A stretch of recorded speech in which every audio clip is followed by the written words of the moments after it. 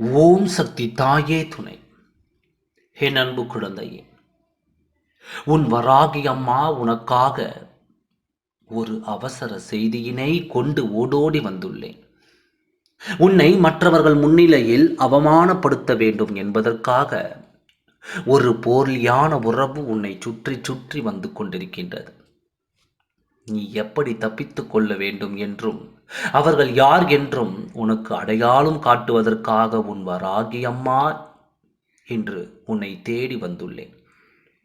உன்னை சுற்றி இருக்கின்ற உறவுகள் எல்லாமே போலி என்று உன் வராகி அம்மா ஒரு நாளும் நான் சொல்லவில்லை. அவர்களுக்கு இடையே பல உண்மையான உறவுகள் இருந்தாலும் ஒரு சில போலி உறவுகளும் இருப்பது உண்மைதானே. அதை இல்லை என்று உன்னாலும் மறக்க முடியாது. உனக்கு தெரிந்திருந்தாலும் என் குழந்தை, நான் என்ன செய்ய முடியும்? உறவுகள் வாழ்க்கையில் முக்கியமல்லவா? போலி என்று தெரிந்து ஒதுக்கிவிட்டால் நமக்கென்று உறவுகள் யாரும் இருக்க மாட்டார்களே என்று தான் என் குழந்தை நீ நினைக்கின்றாய்.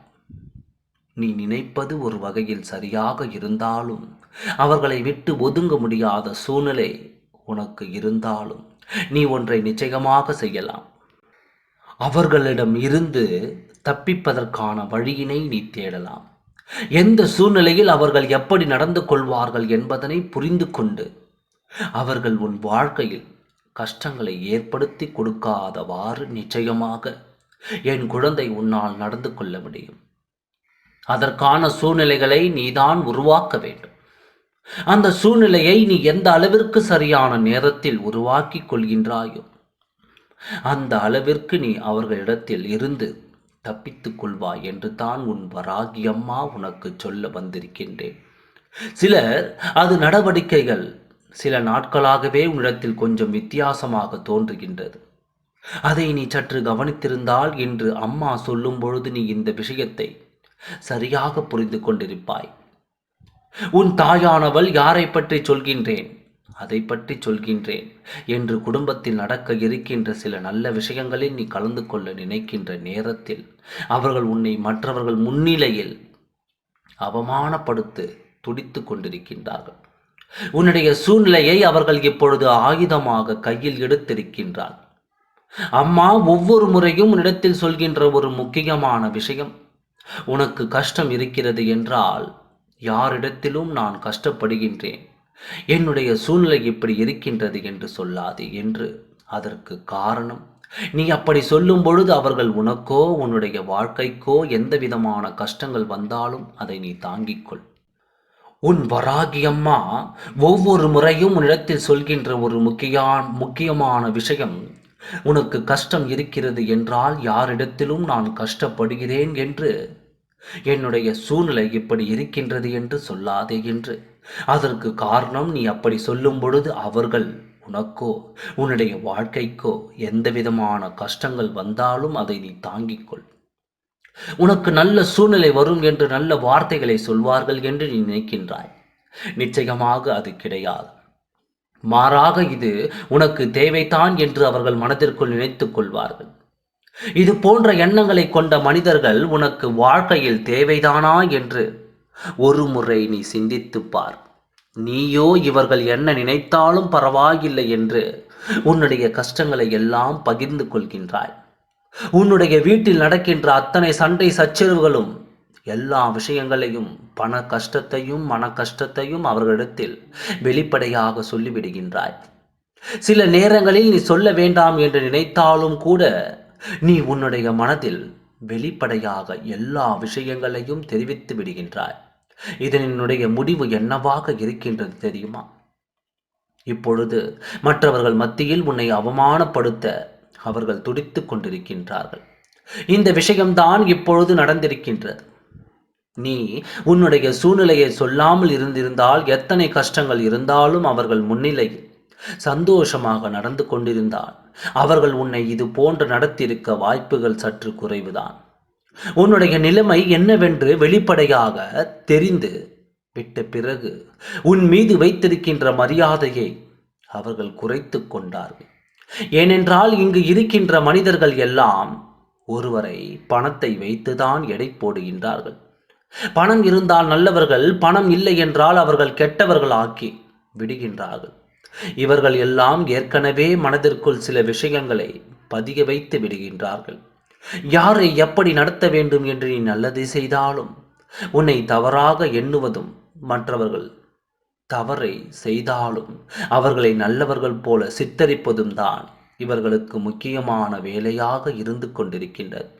இவர்களை ஒரு நாளும் திருத்த முடியாது. ஏனென்றால் அவர்கள் அங்கே பாவ மூட்டையை தூக்கி சுமக்க தயாராகி கொண்டிருக்கின்றார்கள். ஆனால் என் குழந்தை, உன்னுடைய மனநிலையை மாற்றி உன்னை உன்னால் பாதுகாத்து கொள்ள நிச்சயமாக முடியும்.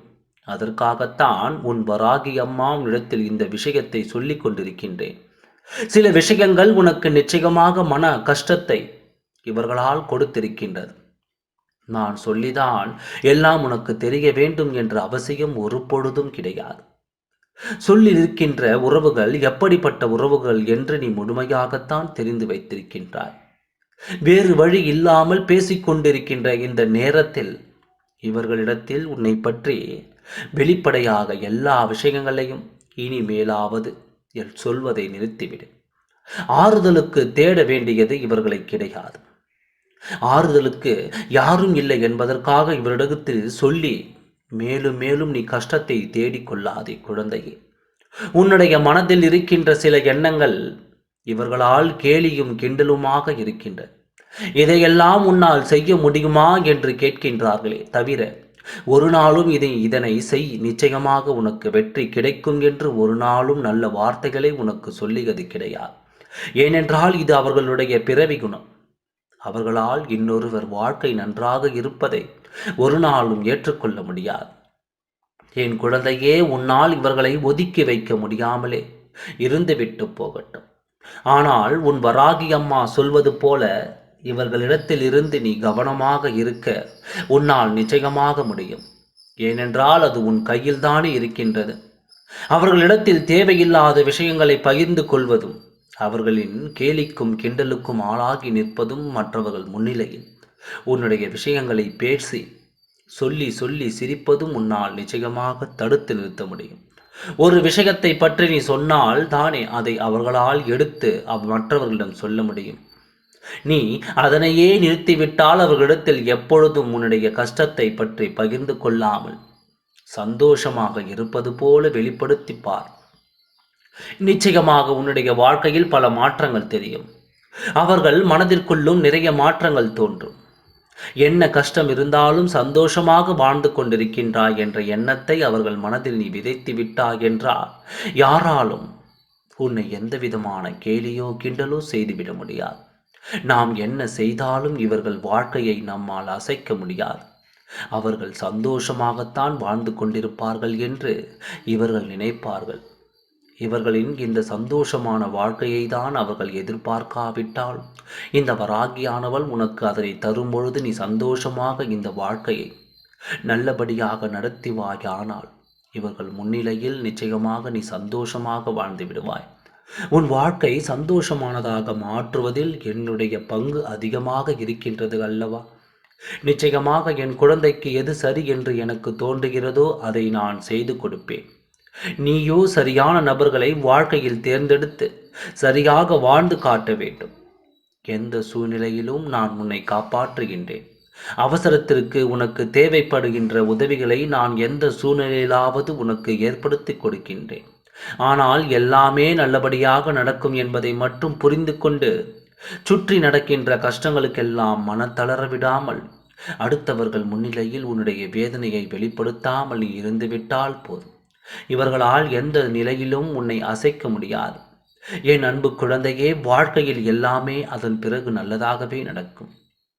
போலிகள் மத்தியில் வாழ்ந்து கொண்டிருக்கின்றன. சற்று கவனமாக இருக்க வேண்டியது அவசியம் என்று தான் உன் வராகி அம்மாவினிடத்தில் இத்தனை நேரமும் பேசிக் கொண்டிருக்கின்றேன். ஒவ்வொரு நாளையும் கடக்கும் பொழுது மனதிற்குள் கஷ்டங்களையும் துன்பங்களையும் சுமக்காமல் எல்லாவற்றையும் எதிர்கொள்கின்ற சாமர்த்தியம் உனக்கு இருக்கின்றது என்ற நம்பிக்கை மட்டும் உனக்குள் கொண்டு இருந்தால் போதும். இந்த வாழ்க்கை உனக்கு நிச்சயமாக சந்தோஷத்தை மட்டுமே கொடுக்கும் என்பதனை நீ புரிந்து கொள்வாய். வெற்றி என்பது என் குழந்தைக்கு சொந்தமானது. யாராலும் அதை உன்னிடத்திலிருந்து தட்டி பறிக்க முடியாது.